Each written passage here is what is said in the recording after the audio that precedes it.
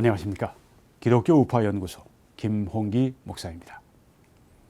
자유는 결코 죽지 않을 것이다. 이렇게 고른 챙이 또 명연설을 우리들에게 해주었습니다. 또 그와 함께 오신 분들이, 미국의 지도자들이 명연설을 우리에게 해주었습니다. 이 연설들은 바로 이 모임에서 있었습니다.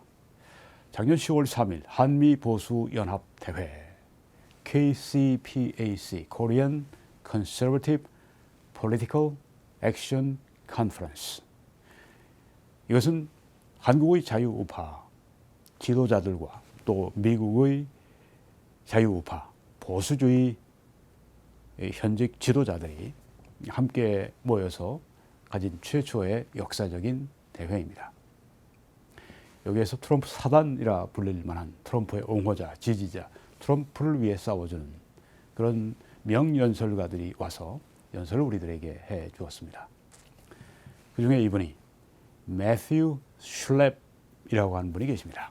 이분은 미국 보수주의 연합 회장을 역임하고 있는 분입니다.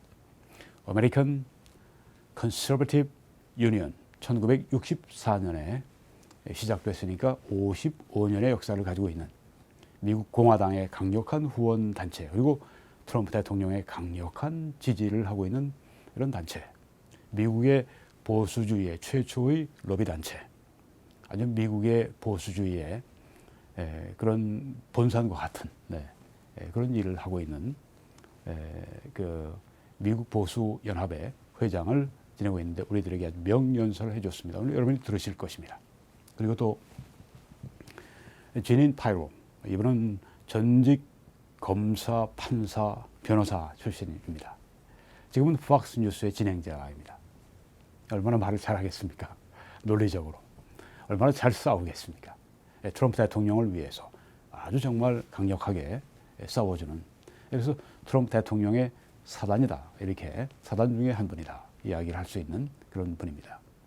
네, 여러분이 들어보실 것입니다. 그리고 골든 챙, 동아시아 전문가이죠. 또 변호사고, 또 그리고 미국의 최고의 보수 논평가입니다. 진짜 명연설가입니다.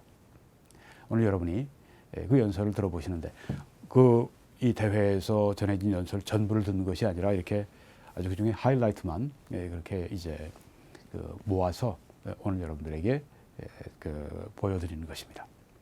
그리고 또 KT 맥팔랜드, 이분은 전 국가안보 부보좌관을 지냈던 분입니다. 국제 정세에 아주 밝고, 또 우리 1970년대 한국에 왔기 때문에 한국도 알고, 한국이 처한 그 상황을 잘 연설을 통해서 알려주었습니다. 여러분이 또 들어보시겠습니다. 그리고 매튜 휘터컬, 이분은 전 미 법무부 장관 대행을 지냈던 쟁쟁한 그런 변호사입니다. 이분 또 민주주의가 무엇인지, 민주주의가 세계에서 얼마나 피를 흘리면서 지금 지켜지고 있는지, 이걸 잘 우리들에게 설명해 주었습니다. 자, 이제 이분들의 연설을 들어보시겠습니다.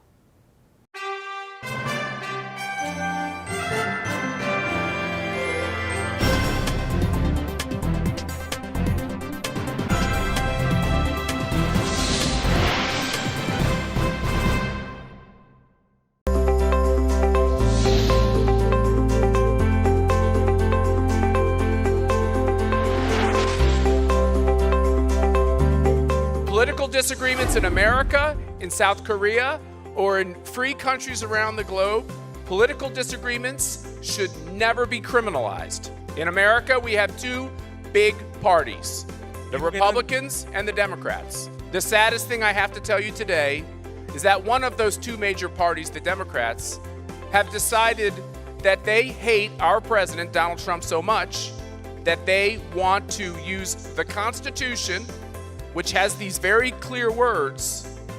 They want to use that Constitution to impeach the president.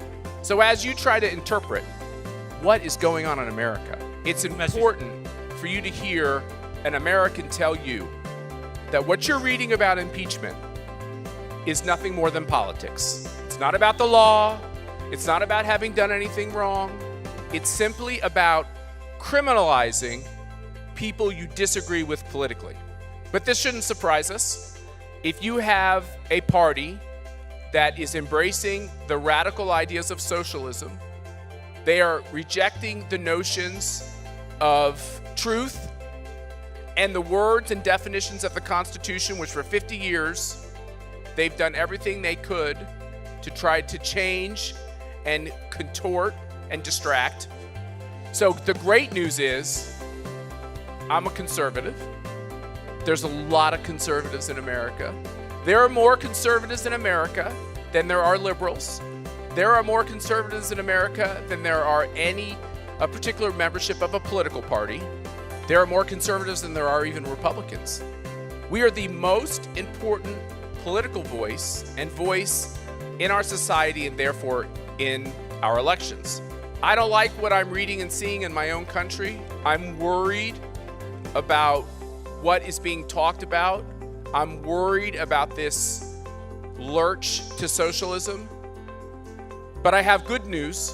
As the chairman of America's CPAC, the Conservative Political Action Conference, and the American Conservative Union, I want you to understand that in the end, impeachment is going to fail. Donald Trump is not going to be driven from office. Not only will he finish his first term, I'm fairly confident he'll get a second term of 4 more years in office. You see, the good news I have to bring you is that in America, it is still true that the people get to decide. The government rules as a function of the people, the citizens, the patriots. They work for us. This is an old-fashioned construct that we are remembering, reinforcing, and teaching, which is the individual. The individual gets to make these decisions. And in America, I believe that there is a growing spirit that under President Trump's leadership, that America's economy is surging, that America is leading overseas, that America is projecting strength, and that America is being great because America is being good.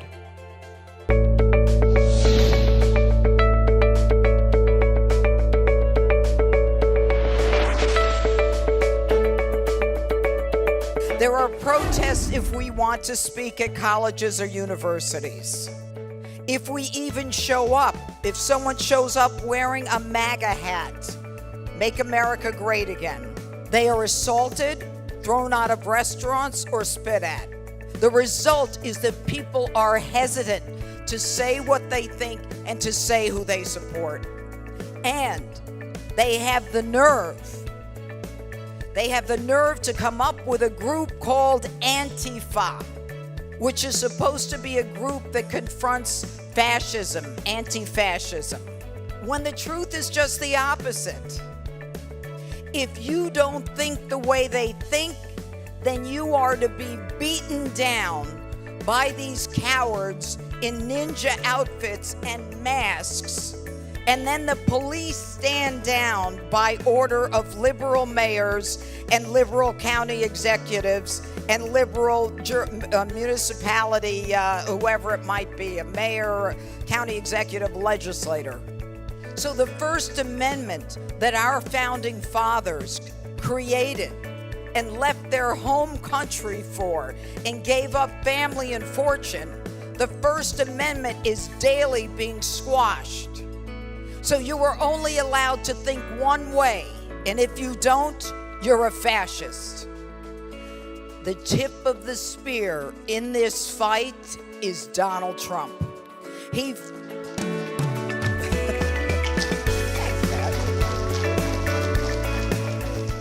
fights incoming every day. He is a man who is committed to making America great again. He is a man who has sworn that socialism will never be a part of the American system. And he is a man who has sworn that whatever our religion, we should be able to practice it and not be embarrassed by the left, who accuses us of everything if we simply practice our religion.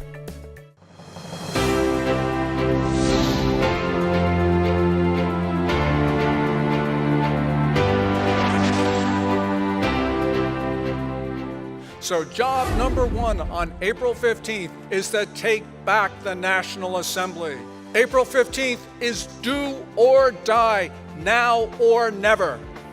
Now it's time for you to defend your freedoms, to defend your democracy, to defend your republic. Moon has reversed decades of liberalization and democratization, and he's taking South Korea back to a very dark period. The South Korea of tomorrow could resemble the South Korea of the past. Worse, it could look like North Korea. Moon, by word and deed, is pro-North Korea, pro-China, anti-America. In short, he is a danger to you and your families.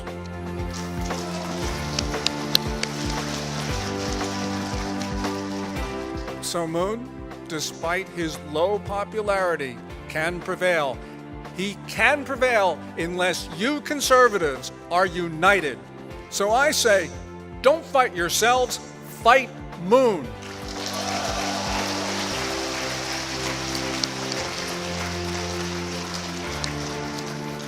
All of us in this room, we have one thing in common. We are here to pledge to defend the Republic of Korea. So I say, unite. Unite for your families, unite for your country, unite for freedom. Everyone, take the flags and wave them. Take the flags from you and wave those flags.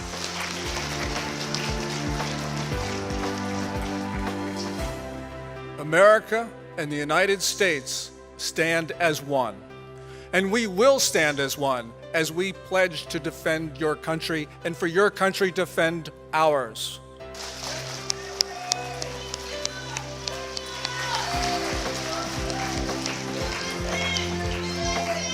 USA, USA, we will stand as one. And because we stand as one, freedom will never die.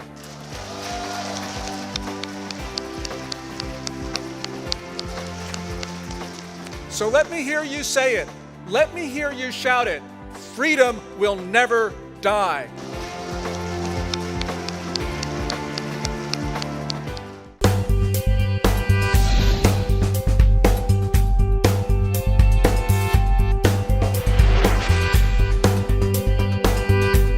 When I first came to Korea in the early 1970s as a college student, there were open drainage ditches in parts of Seoul and just a handful of modern hotels. Water buffalo tilled rice fields in the farms right outside of the city.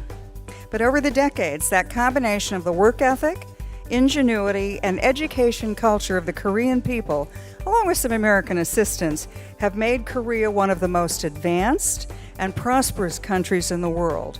Today, Seoul is as fast-paced and modern, and in some ways more modern, than my hometown, New York City. When the U.S. first opened relations with China in the 1970s, we hoped China would follow a similar pattern. So we assisted their economic development by investing in Chinese industries, by giving China preferential treatment in trade and tariffs, and sharing our technology and offering educational opportunities to Chinese students. We believed that as China modernized and became prosperous, it would move naturally to a more open economy and society, toward free market capitalism, to an increased individual freedoms and human rights. China is building a Eurasian empire not by conquering lands through invasion, but by dominating their economies with these new land and maritime trade routes that they alone will control. Ultimately, China wants to push the United States out of Asia and out of the Western Pacific, or at least dictate the terms by which we remain.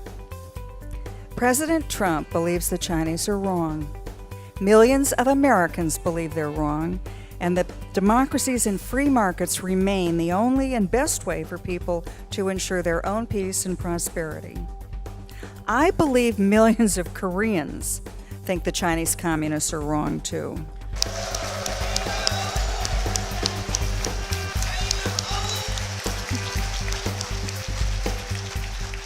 And that's why you're here today.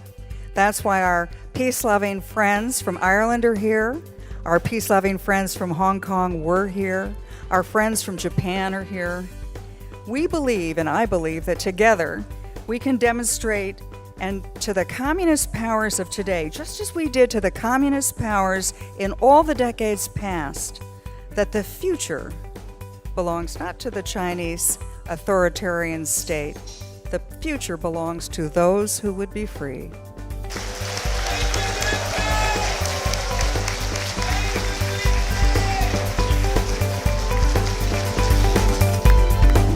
Government by the people, for the people, and of the people shall not perish from the earth. And we hold that flame now. In the United States, we hold that flame, and we hold that flame here in the Republic of Korea. And it can't go out. Because as Gordon said, freedom will never die. The desire in the hearts of you and me and our children and our grandchildren will never go out. That flame of freedom burns, and you see it across the world currently. You see it in Hong Kong. But that doesn't mean that there aren't those people that want to kill freedom.